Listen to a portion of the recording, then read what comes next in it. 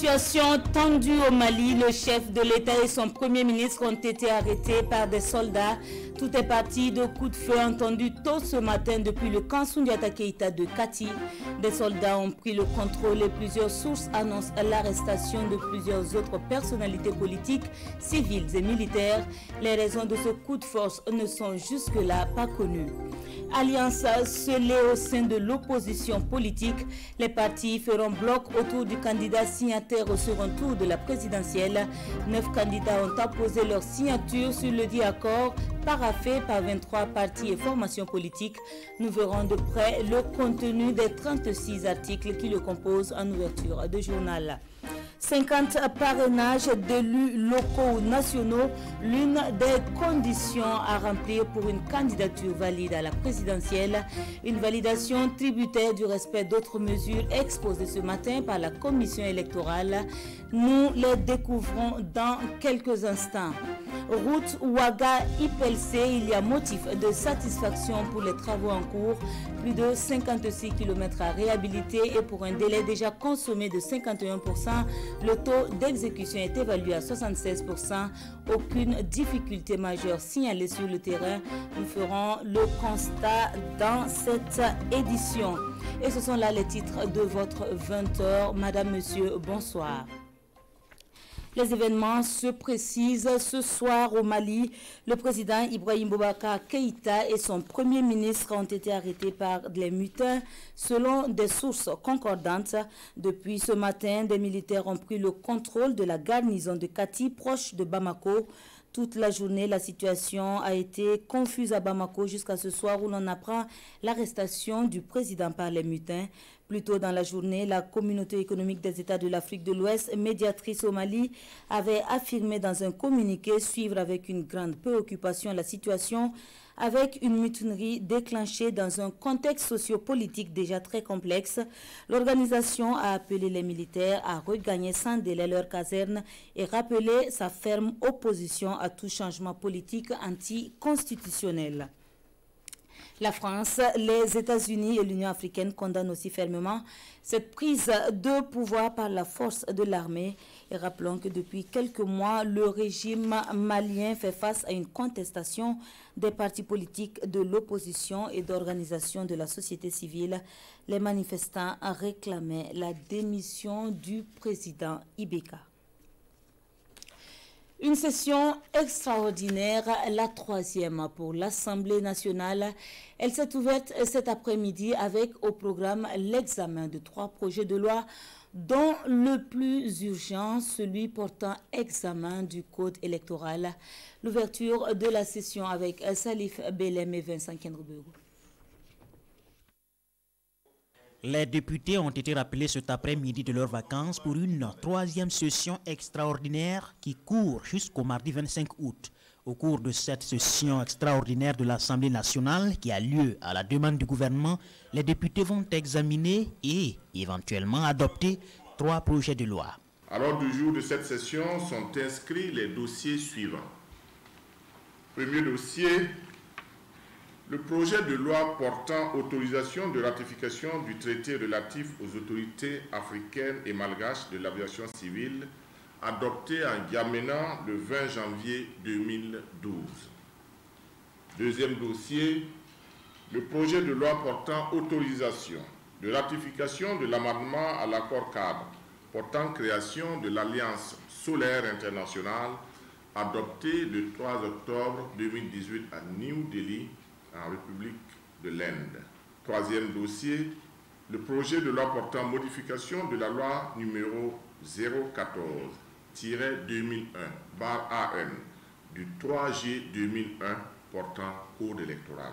Ce dernier projet de loi qui vise une révision partielle du code électoral est le plus attendu des acteurs politiques burkinabés, car elle est une réponse à la volonté exprimée par le CFOP et la majorité présidentielle au cours de leur dialogue politique de juillet 2019. Ce projet de loi avait été récemment soumis à l'Assemblée nationale puis retiré à la dernière minute pour amendement consensuel avant de revenir à cette session extraordinaire.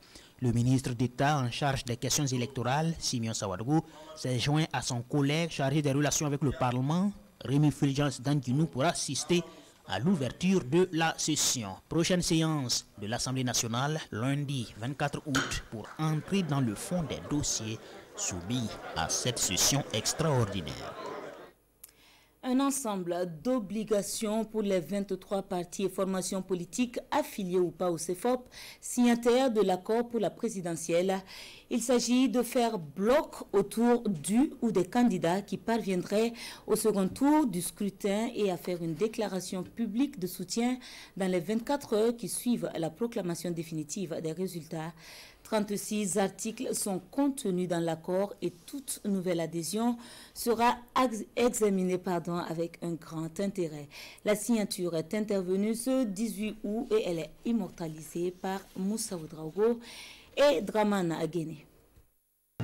Dieudonné Bakouan du Parti de la Justice et du Développement, Zéphirin Diabré de l'UPC, Edi Kombouego du CDP, Gilbert Noël Ouedraogo de l'ADF RDA, Kadri Désiré Ouedraogo de Agir Ensemble, Victorien Tougouma du Mouvement africain des peuples ont paraphé chacun l'accord politique de l'opposition burkinabé. Parmi les 8 pionniers de l'accord, tous candidats à la présidentielle de 2020, Taïrou Bari du Mouvement pour le changement et la renaissance et Yacouba Isaac Zida du Mouvement patriotique pour le salut, absents, pourront apposer leur signature plus tard. Pour l'opposition politique burkinabé, la porte est ouverte, les demandes d'adhésion sont examinées, parmi lesquelles Ablassé Ouedraogo du Faso Autrement qui s'engage sur place. C'est un accord politique de l'opposition burkinabé qui oblige les signataires à une alliance en cas de second tour à la présidentielle de 2020. Les partis à l'accord s'obligent à mutualiser leurs forces, leurs équipements et leurs finances en soutien à celui des leurs qui arriverait au second tour de l'élection présidentielle de 2020. Ce soutien se fera par appel public et toute autre forme de stratégie et ou d'action non interdite par la loi au plus tard dans les 24 heures qui suivent la proclamation des résultats définitifs du premier tour par le Conseil constitutionnel. Dans le cas où 2 candidats signataires du présent accord arrivent au second tour de l'élection présidentielle, chaque parti à l'accord est libre de soutenir le candidat de son choix. Après les candidats à la présidentielle, 23 partis de l'opposition politique ont ratifié l'accord. 9 qui présentent des candidats à la présidentielle et 14 autres qui les soutiennent. C'est un accord historique selon l'opposition qui croit au respect du serment dans les quisus des partis politiques. Notre peuple a soif de changement, il a soif d'alternance, il a soif d'alternative. Aujourd'hui, son opposition républicaine la lui apporte avec le souhait très ardent. Il répondra présent à notre appel et nous donnera les moyens d'écrire un nouveau chapitre de notre histoire pour le bonheur de Burkinabé. Et je pense que cet accord apporte vraiment un espoir nouveau à notre pays, le Burkina Faso, et pour un changement. Tout le monde a posé sa signature devant l'huissier et ce n'est point insoutenable, c'est une réalité. Et je suis certain que le prochain président sortira de ce que vous voyez ce matin. C'est un accord de 36 articles dont l'initiative est des partis et formations politiques de l'opposition, affiliés ou pas au chef de file de l'opposition politique burkinabé. Et dans cette course à la présidentielle, il faudra également compter avec la candidate qui se fait appeler l'éducatrice, la Nyenenga de l'éducation. Monique Yelikam est la première femme à être investie candidate sous la bannière de son parti, le MRB, Mouvement pour la Renaissance du Burkina.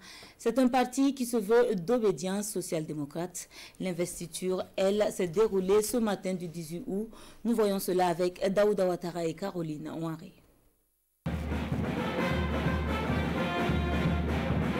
Entrée en fanfare et trompette pour la future candidate du Mouvement pour la Renaissance du Burkina, le MRB. La Nyenenga de l'éducation, parce qu'elle fait de la refonte de l'éducation son offre politique, rêve d'un Burkina au fait de la question du façonnage de citoyens éduqués sur les plans académiques, du civisme et de la participation politique. Venus soutenir l'engagement, parents, amis et coutumiers ne manquent pas de bénédictions pour accompagner l'Amazone sur son chemin de l'éducation pour tous. Aujourd'hui, je suis très reconnaissante à vous toutes et à vous tous d'avoir accepté cette invitation à œuvrer ensemble à l'avènement d'une éducation de qualité correspondant à l'aspiration du peuple burkinabé. Oui, c'est encore possible. Le Parti du Livre n'est pas un parti de plus ou de trop dans le paysage politique de notre pays. Le Parti du Livre vient combler un déficit constaté dans les offres des partis politiques. La cinquantaine approchant, mère et chef d'entreprise, Dame Monique dit ne pas craindre la bataille de la rhétorique et c'est d'un pas décidé qu'elle fonce à la primature du Burkina pour y transmettre son cahier de doléances écrit sur 4 pages. Doléances pour les femmes et les jeunes, entre autres, des doléances que le Premier ministre ne recevra pas, Dame Monique ayant trouvé porte close, faute par elle de n'avoir pas respecté toute la procédure en matière de remise de documents à la primature. Et pour être plus complet sur ce sujet, dans un communiqué de la primature, l'on apprend que la visite de la candidate Kamieli Monique a surpris les services. Le même communiqué indique que la primature regrette cette situation malheureuse, son dossier étant en traitement lors de sa visite. La primature informe également que ces locaux restent ouverts à tous les usagers du service public et invite au strict respect des procédures qui fondent l'administration publique. L'on est justement curieux de savoir quelles sont les conditions à remplir pour une candidature valide à la présidentielle. L'article 125 du Code électoral évoque le nombre de parrainages requis. Les formulaires relatifs au dit parrainage sont remis ce jour par la commission électorale, mais aussi les documents relatifs aux législatives. Nous en savons davantage dans ce compte-rendu de Amadou Ilboudo et Ismaël Dilo-Massirima.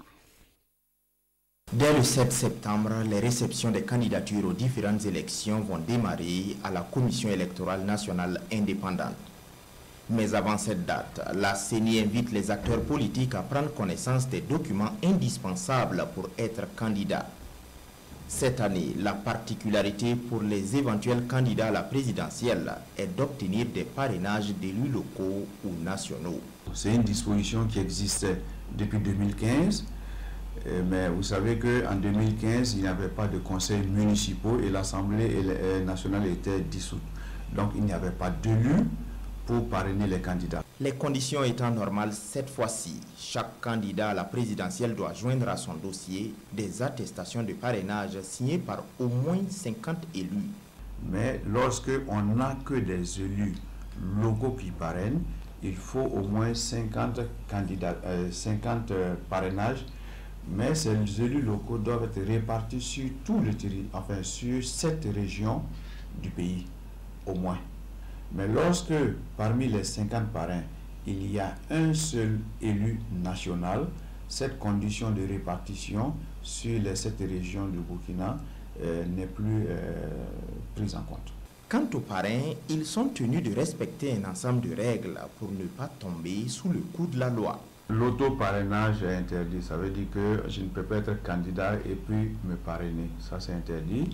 Et ce qui est interdit également, c'est le parrainage multiple. Le parrainage multiple, c'est quoi? C'est un élu qui parraine plus d'un candidat, ça c'est interdit. Et il y a le faux parrainage aussi, qui est interdit, parce qu'il faut avoir la qualité d'élu pour parrainer.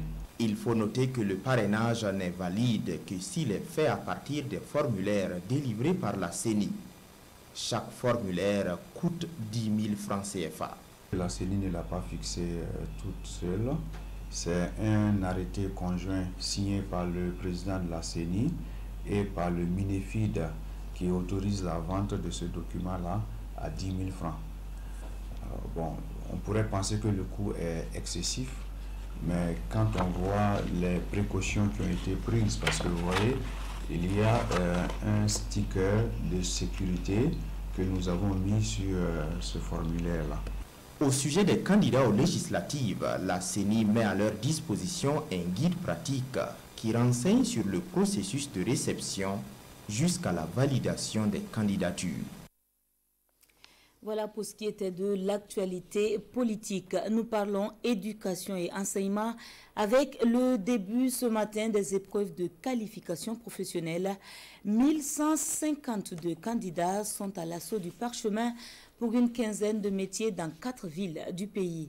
Les premiers encouragements sont du ministre de la Jeunesse et de la Promotion de l'Emploi qui était ce matin au centre d'évaluation et de formation professionnelle de la ville de Ouagadougou. Rasmane Zoundi et Sébastien Zongo pour le témoignage. Vérification puis ouverture de l'enveloppe de sujet et c'est parti pour les épreuves théoriques du brevet de qualification professionnelle, session 2020. Automate programmable, c'est la première épreuve pour les candidats de la filière électricité-bâtiment. Nous avons 72 candidats qui prennent part aujourd'hui à l'examen. On a quelques retards qui sont constatés, mais c'est aussi 1-2 personnes, quelques absences. Mais à part ça, tout se passe bien. 156 candidats composent en froid et climatisation, mécanique automobile et électricité bâtiment au centre d'évaluation et de formation professionnelle de Ouagadougou. Sur l'ensemble du territoire national, ils sont plus d'1 millier répartis dans 21 jurys. Ces examens vont concerner cette année 1152 candidats et vont se dérouler donc dans 4 régions, disons 4 villes, à Koudougou, à Bobo, à Ziaré et à Ouagadougou.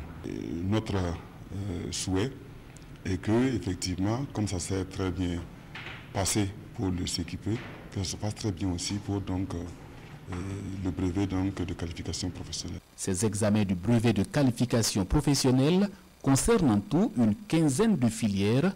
Les épreuves pratiques se déroulent à partir du 19 août. Les délibérations et proclamations des résultats sont envisagées pour le 25 août prochain. L'université Joseph Kizerbo, elle, accueille 25 000 documents au profit de l'ensemble des étudiants du Burkina. Des documents en ligne via une plateforme et évalués à 170 millions de nos francs. Une somme mobilisée par les engagements nationaux et les programmes d'urgence pour améliorer la qualité de l'enseignement supérieur. L'inauguration de la bibliothèque numérique, comme si vous y étiez, avec Souleymane Sanou et Olopoda. Un clic sur le www.biblio-ujkz.com et l'université Ouaga 1, professeur Joseph Kizerbo, s'ouvre à vous. Une bibliothèque numérique disposant de plus de 25 000 documents, essentiellement composés de mémoires, de rapports de thèse et des publications des enseignants. De quoi améliorer les conditions de recherche et d'études des 60 000 étudiants de cette université. Toutefois, cette plateforme innovante reste ouverte à tous les autres étudiants. Les étudiants de l'université Joseph Kizerbo, dans les recherches de documentation, avaient pas mal de lacunes. À cet effet, ce travail qui vient d'être fait est un travail très salutaire pour nous les étudiants. Cette bibliothèque virtuelle au profit de l'enseignement supérieur est la concrétisation d'un engagement pris par le président du FASO. Le développement du capital humain étant une de ses priorités contenues dans le PNDS, ce sont plus de 170 millions de francs CFA qui ont été mobilisés par les engagements nationaux et des programmes d'urgence pour permettre à l'université Ouaga, un professeur Joseph Kizerbo, de faire un bond qualitatif. Le fait d'accéder à une numérisation de la documentation grâce donc aux efforts du président du FASO, ça va permettre à l'étudiant burkinabé de rester chez lui, de rester en province, de rester dans son village avec la connexion. Il peut donc consulter tous les fonds documentaires de Joseph Kizerbo. Lorsqu'il est sur le campus de Joseph Kizerbo, il n'a même pas besoin d'Internet. Il peut donc, grâce à l'intranet, rester sur place et donc il consulte les documents de la bibliothèque. L'ambition affichée, c'est la numérisation des fonds documentaires de toutes les universités du Burkina. Un projet ambitieux qui sera accompagné de l'accès à Internet au haut débit en vue d'interconnecter les différents temples du savoir. Une transition toute trouvée pour une immersion dans les universités publiques du Burkina. Elles sont certes dotées d'infrastructures pédagogiques et sociales, mais peinent dans leur capacité d'accueil. De Thomas Sankara à Ouagadougou, Norbert Zongo à Koudougou, Nazi Boni à Bobo, l'université de Dédougou ou encore le centre de formation universitaire de Banfora, le constat reste le même. Et c'est ce qui ressort de la caravane de presse organisée par le ministère de l'Enseignement supérieur. Était de la partie Adama Guiti et Maïmouna Traoré. L'université Thomas Sankara, l'ex-université Ouagadougou, prête à accueillir ses étudiants à la rentrée académique prochaine sur son site à Gonsé. Créée en 2007, elle n'avait jusque-là pas ses propres locaux. Aujourd'hui, tout est fin prêt avec des infrastructures pédagogiques et sociales modernes. Nous avons environ, pour toute infrastructure confondue, près de 10 000 places assises pour les étudiants. Et au niveau des infrastructures sociales, pour les cités, nous avons environ 2000 lits. Et pour donc le restaurant universitaire, nous avons 2 grands restaurants universitaires d'une capacité d'accueil de 700 places assises chacun. Alors, actuellement, nous avons, je dirais, 35 filières de licence, 25 filières de master et 5 filières de doctorat. Les travaux de construction de ce temple du savoir ont rencontré des difficultés, dont des litiges fonciers avec les populations locales. Ces boulots d'étranglement sont sur le point d'être levés. Des promesses ont été faites et les populations attendent leur concrétisation, foi du chef coutumier de Kouanda. Après Ouagadougou, les caravaniers mettent le cap sur Koudougou. L'université Norbert Zongo a ouvert ses portes en 2005. Elle compte à ce jour environ 40 000 étudiants.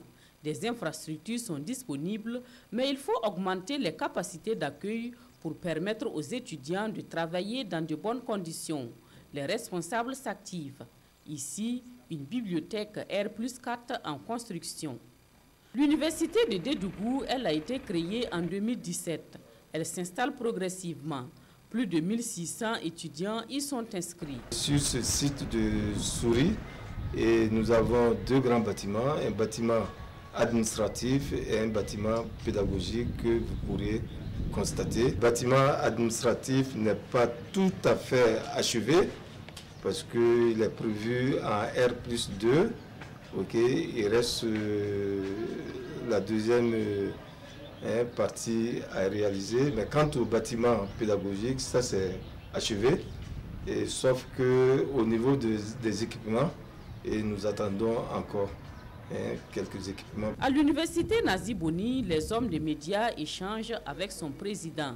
Selon le professeur Maké Ouedraogo, l'accroissement exponentiel du nombre d'étudiants exige l'augmentation des capacités d'accueil, mais aussi et surtout l'instauration des cours à distance. Ici, c'est un centre qui est réservé donc aux activités de recherche et où vous allez trouver également des laboratoires de recherche dans divers domaines. Et également un centre où vous allez trouver aussi des salles d'accueil pour les petits effectifs et qui entreprennent justement dans le domaine par exemple de la technologie, de l'information et également des salles justement d'accueil pour les rencontres statutaires.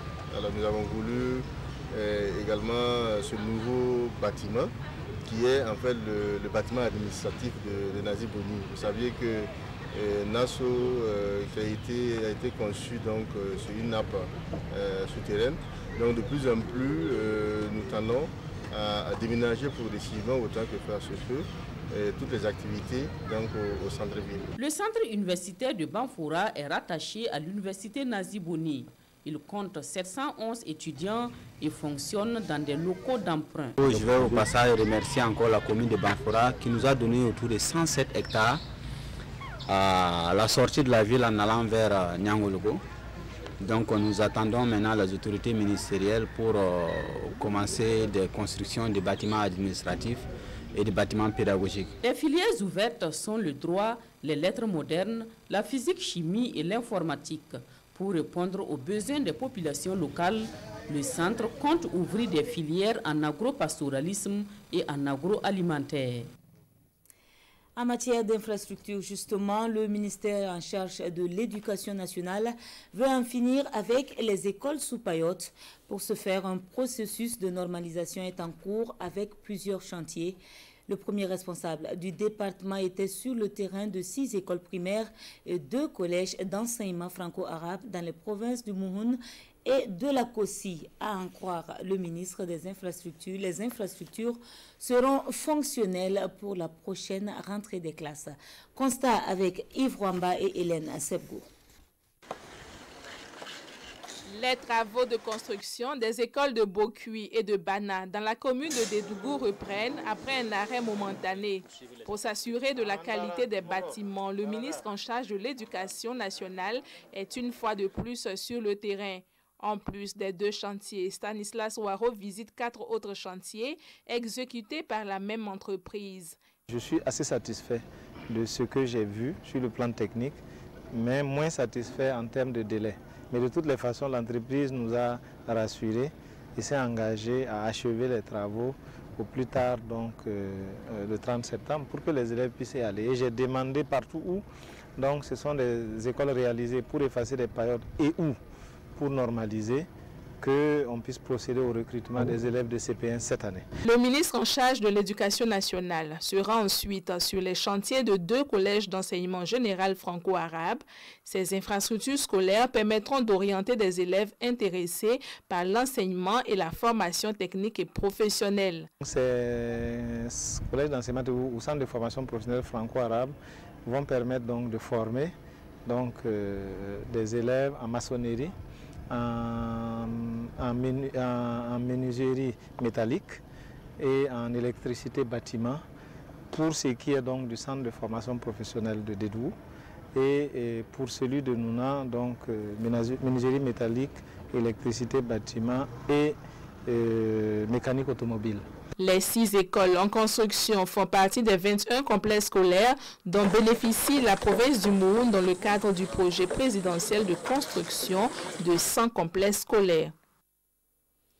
D'un constat, nous passons à un autre et là, nous sommes sur le chantier de la route Ouagaï-Pelcé. Des travaux de réhabilitation y ont été lancés depuis le 24 février. Son taux d'exécution est estimé à ce jour à 76%. Aucune difficulté majeure n'est à signaler selon le ministre des Infrastructures. Détail avec Nongbakouda et Sekouzongo. Route nationale numéro 6 Ouagadougou-Léo ce matin. Des machines tournent à plein régime et le ministre en charge des infrastructures est là pour voir de près l'état d'avancement des travaux de la première phase, le tronçon Ouagadougou-Pont-Nazina. Travaux de renforcement de la chaussée et de son revêtement en béton bitumineux. 6 mois après le démarrage des travaux sur ce axe, les résultats sont là. Il nous a été donné de constater que les travaux se déroulent très bien.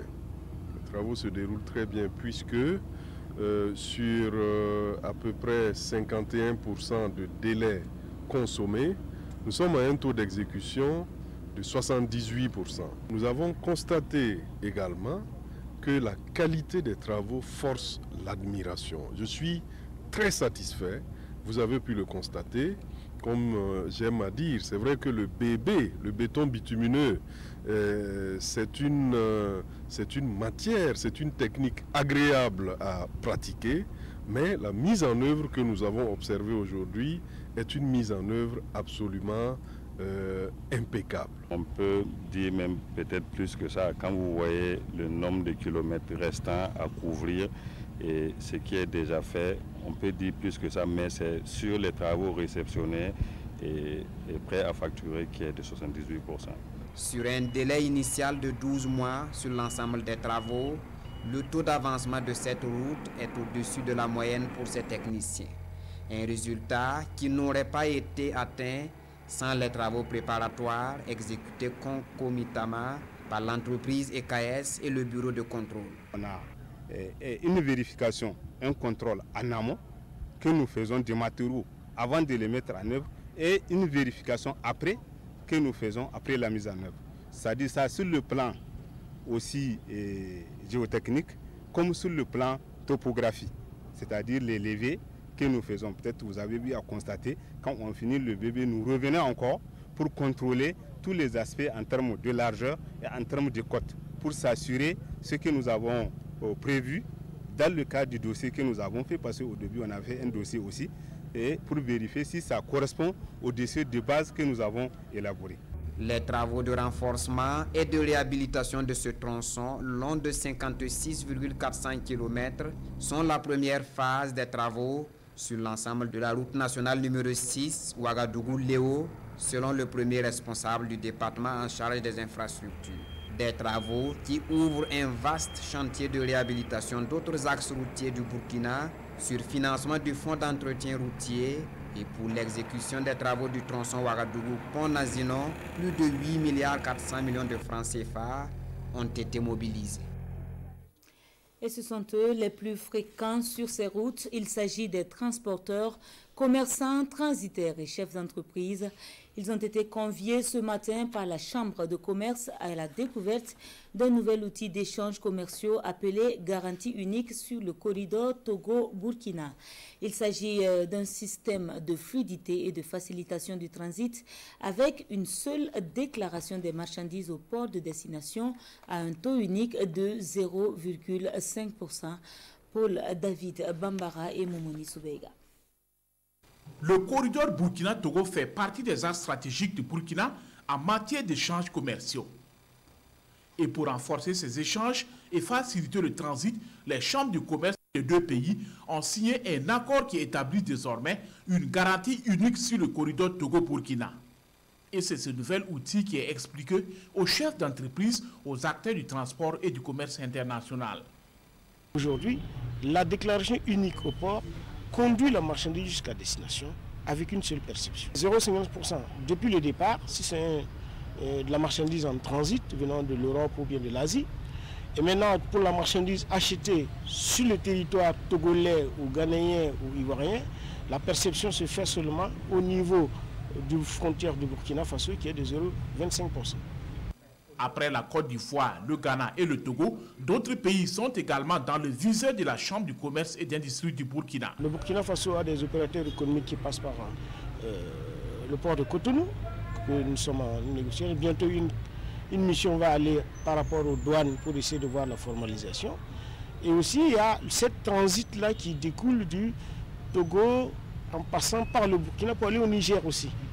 Une mission va se passer aussi au Niger pour voir comment effectivement nous pouvons mettre ensemble ce corridor. La garantie unique sur le corridor Togo-Burkina prend effet à compter du 1er octobre 2020. Pour une vision claire de la carrière des fonctionnaires, le ministère de la fonction publique s'active. Après l'adoption de la loi 0421, reste la mise en œuvre effective. Et pour y arriver, plusieurs compétences sont en atelier à Bobo ce 17 août, en vue déjà de finaliser les textes. L'ouverture des travaux avec Kadou Romenki. Directeur des ressources humaines, partenaires sociaux que sont les syndicats, cadres du ministère de la fonction publique et autres ministères associés, passent ici en revue les textes réglementant la fonction publique au Burkina Faso. Plus concrètement, il s'agira pour eux de finaliser les textes qui régissent la loi 0421. Il y a une trentaine de décrets que nous devons rédiger dans le cadre de la mise en œuvre de la loi 0421. Voilà. Donc nous avons réuni l'ensemble des acteurs pour qu'ensemble on puisse quand même, sur la base des drafts que nous avons déjà élaborés, on puisse les affiner pour qu'à la sortie de ça, nous puissions avoir donc, des projets assez propres qui pourront être soumis donc, par le ministre de la fonction publique au gouvernement. Une proposition de texte avec en ligne de mire une vision claire de la carrière du fonctionnaire burkinabé. Les principes de la déontologie vont être à l'intérieur. Comment votre carrière va être gérée, ça y est à l'intérieur. Si vous devez faire un stage de spécialisation, de perfectionnement par exemple, ou bien de formation, ces éléments-là vont être inclus dans les textes. Donc on a élaboré un premier lot qui concernait donc les statuts particuliers. Voilà, et ça c'est fini. Maintenant, ça c'est maintenant ce qui va rentrer dans le cadre de la carrière de façon réelle des agents. Les travaux vont durer 10 jours et ils sont accentués sur la gestion technique de la carrière des agents sans rentrer dans les aspects financiers. Jeunesse et civisme dans un contexte de crise sanitaire et sécuritaire. C'est sur ce thème qu'il faudra cogiter comme il le faut pour les candidats à Slam en Live. C'est un programme vacances de la radio Canal Arc-en-Ciel. Le lancement de la 3e édition est intervenu le 15 août dernier. Césaire Carrefour et Vincent Kendrebogo. Je suis belle, tout dépend de moi. Je suis mature, tout dépend de moi. Et je suis mignonne, tout dépend de moi, oui. Tout dépend de moi concernant ma vie. Slam en Live, qui est un programme vacances pour jeunes, est une émission culturelle et éducative grand public de la radio Canal Arc-en-Ciel. Céleste, dans vos âmes, ma plume se laisse. Plus question de lâche et du lest. Cadre de divertissement et d'épanouissement, cette émission qui est à sa 3e édition se tient cette année sous le thème « Jeunesse et civisme dans un contexte de crise sanitaire et d'insécurité ». Je pense que d'abord quand on parle de la jeunesse c'est un endroit où l'on se refuge en pensant qu'on ne subira aucun déluge. Donc dans mon contexte, je dis que nous sommes jeunes et c'est normal. Canal Arc-en-Ciel, filiale de la RTB, est une radio de proximité avec la jeunesse comme public cible. Slam en Live se veut alors un cadre de sensibilisation et de responsabilisation de la jeunesse. Et nous sommes à la 3e édition. C'est normal que le slam qui est prisé par la jeunesse soit en tout cas un programme qui nous intéresse sur la radio. C'est pour cela que nous avons en tout cas écrit ce projet qui a été validé par les premières autorités de la RTV pour pouvoir en tout cas épargner ces jeunes-là et pendant ces vacances-là. Slam en Live vise toute la jeunesse burkinabé et plus particulièrement la jeunesse scolaire et estudiantine. Il se déroule tous les samedis de 16h à 17h sur la 88.5 et 96.6 FM, la fréquence de Canal Arc-en-Ciel. Retour sur cette information majeure dans l'actualité. Le coup de force au Mali perpétré par des soldats. La situation est allée très vite depuis les coups de feu entendus tôt ce matin du camp militaire de Kati, à 15 km de la capitale. Le chef de l'État, Ibrahim Boubacar Keïta, et son premier ministre ont été mis aux arrêts, à l'instar de plusieurs autres personnalités. Sommes-nous en présence d'un coup d'État? Tout porterait à le croire, mais jusque-là, aucune déclaration officielle n'est enregistrée. Les raisons et les objectifs de ce coup de force ne sont jusque-là pas dévoilés, mais d'ores et déjà, il est condamné par l'Union africaine, les États-Unis, la France et la CEDEAO. Et c'est ce qui referme l'édition de ce soir. Merci à vous de nous avoir suivis. On se retrouve demain, Dieu voulant. Bonsoir.